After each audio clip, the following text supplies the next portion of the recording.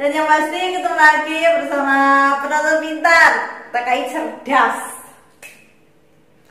Aduh, gimana nih buat sahabat TKI, kabarnya selalu dalam keadaan baik-baik saja ya, dan juga selalu dalam keadaan sehat.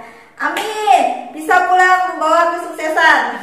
Dan itu tujuan kita yang utama. Ketemu lagi bersama Yanti, tidak jauh. Yanti setiap kali membuat video itu pasti info-info seputar TKI. Nah, ini khususnya buat TKI Taiwan dan TKW Taiwan. Nah, yang pasti semoga video yang dibuat dan video yang dibagikan ini semoga bermanfaat. Nah, langsung saja ya, dalam video kali ini Yanti mau berbagi informasi yaitu waktu kerja dan jam istirahat. Tapi jangan lupa di like, di subscribe, dan di share jika video ini bermanfaat. 1. Waktu kerja dan jam istirahat harus sesuai dengan isi perjanjian kerja atau kontrak yang ditandatangani oleh kedua belah pihak. Nah, makanya Yanti sering bilang buat sahabat TKI, ketika kita pindah majikan ataupun kita dari Indonesia menandatangani PK, kita harus benar-benar baca apa isi kontrak itu dan apa pekerjaan kita di situ, dan apa saja yang harus kita jaga dan apa saja yang harus kita lakukan. Itu di situ semua ada. Nah, jadinya ketika kita istirahat pun kita tahu kita harus istirahat dari jam berapa sampai jam berapa. Karena banyak sekali dari sahabat TKI yang mengeluh sama Yanti, "Cek, saya nggak betah tinggal di sini karena saya bangun pagi dan siang saya nggak ada istirahat. Sedangkan majikan saya bla bla bla bla bla bla bla dan bla." Ya, seperti apapun ya, kita tahu lah ya, namanya ikut orang majikan itu nggak ada yang enak. Tapi ketika kita lelah, kita bisa istirahat sebentar, 1 jam atau 1 jam setengah, bahkan 2 jam. Itu mungkin kita tidak mengeluh. Nah, itu yang pertama. Terus yang kedua, kalau bekerja menurut sesuai undang-undang pokok ketenaga kerjaan, normal waktu kerja 8 jam atau tidak lebih. Nah, kalau yang ini khususnya buat yang formal atau kita sebut dengan pabrikan ya. Kita bisa juga sering disebut ini, bisa juga kita dengan jopok. Ini juga kita bisa bilang seperti itu. Tapi kalau untuk yang PRT ya, kita harus minta waktu istirahat, ya jamnya istirahat. Nah, biasanya kita istirahat ketika pasien yang kita jaga istirahat, biasanya kita juga disuruh untuk istirahat. Itu seperti itu. Terus yang ketiga, jumlah jam kerja dalam 2 minggu tidak boleh lebih dari 84 jam. Bila lembur diurus sesuai aturan. Ya, ini kembali lagi, ini buat sahabat TKI yang di pabrikan, ini untuk aturan yang ini. Kalau untuk aturan yang PRT, seperti apapun namanya kita jaga lansia, kita juga sudah tertera dalam PK, dalam kontrak perjanjian kerja ya, kita harus tahu aturan-aturannya seperti apa. Dan kita pun harus sadari, namanya kita jaga orang tua, terkadang namanya tengah malam, ketika orang tua itu nggak mau pakai pampers ya, resiko kita harus mengantar dia ataupun memapah dia ketika dia ingin pipis ya atau kencing. Nah, itu seperti itu sudah resiko. Jadi berbagi cerita, banyak sekali dari sahabat TKI yang mengeluh, "Saya kalau malam nggak pernah tidur karena pasiennya saya jaga bla bla bla bla dan bla bla bla bla bla." Ya, Yanti merespon ya kalau sahabat TKI bercerita seperti itu. Tapi Yanti gambarkan lagi sama sahabat TKI. Pernah nggak sih kalian mengalami gitu ya, kerja tidur 2 jam, harus bangun untuk mencopot oksigen pasien yang kita jaga. Dan setelah 2 jam kita harus bangun lagi untuk memasangnya lagi. Dan selama 2 jam lagi kita copot lagi, 2 jam kita pasang lagi. Pernah nggak mengeluh seperti itu? Pernah nggak dari sahabat TKI mengeluh seperti itu? Tapi ya, yang Yanti alami, Yanti nggak pernah mengeluh.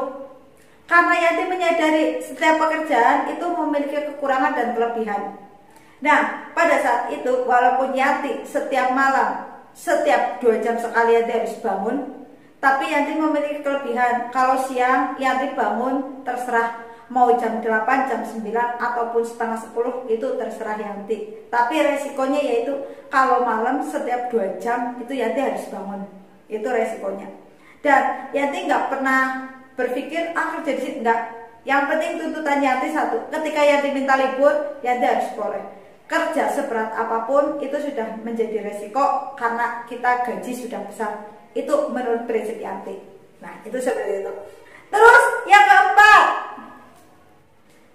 kalau bekerja terus selama 4 jam, kita minta waktu istirahat 30 menit. Yanti yakin, karena Yanti juga pernah pindah majikan ya. Itu namanya kerja itu sepintar-pintar kita. Tapi yang biasanya kerja beradaptasi 3 bulan itu paling tidak enak. Apalagi ya sampai setahun itu biasanya majikan protes banget sama kita. Dan tapi biasanya setelah setahun ya kita udah dilepas. Itu biasanya sering terjadi itu seperti itu ya. Pinter-pinter kita mengatur waktu. Karena ada dari sahabat TKI yang seperti ini, amanya nggak tidur ya, malam dia kalau amanya nggak pecicilan ya dia tidur saja di sampingnya nggak apa-apa. Toh amanya juga manggil-manggilin kalau mau kemana. Itu sebenarnya kita bisa bagi waktu seperti itu. Terus ya kita kalau nggak mau tidur kita sambil jaga ama, kita juga terkadang boleh pegang HP lah ya, itu boleh, itu pasti boleh. Nah terus yang menjadi keluhan dari sahabat Yanti ini, kenapa? Katanya nggak ada waktu istirahat.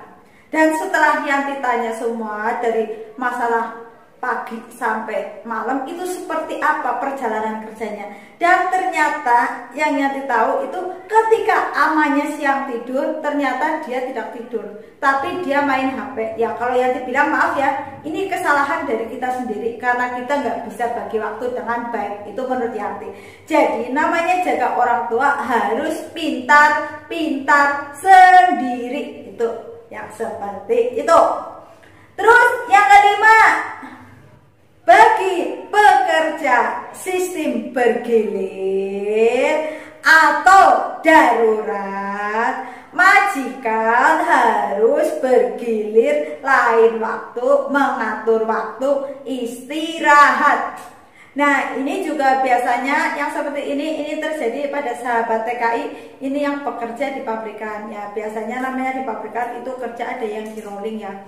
Nah yang di rolling itu memang dalam 4 jam sekali kita harus dikasih waktu 30 menit. Nah itu sesuai dengan undang-undang ketenaga kerjaan di Taiwan. Nah jadi buat sahabat TKI yang kerja menjaga orang tua, ketika kita memiliki job baru, pekerjaan baru, kita pertama lihat PK. Nah, yang menjadi permasalahan di sini saat ini adalah jam istirahat. Nah, jam istirahat sebelum kita menerima PK itu, kita benar-benar kita tanda tangani, kita setuju dan majikan setuju ya. Terkadang kita yang pertama pasti saya minta waktu istirahat, itu kita harus pintar. Nah, semoga video ini bermanfaat. Pesan-pesan Yanti buat sahabat TKI, bekerjalah dengan hati-hati dan teliti. Karena seperti apapun kita berangkat ke luar negeri dengan badan yang sehat, tidak ada cacat satupun, tidak ada sakit sedikit pun, ya kita berharap pulang dengan keadaan yang demikian juga. ditambah pulang membawa kesuksesan. Nah, semoga video ini bermanfaat. Salam cerdas, salam sukses, dan salam merenges. Bye-bye.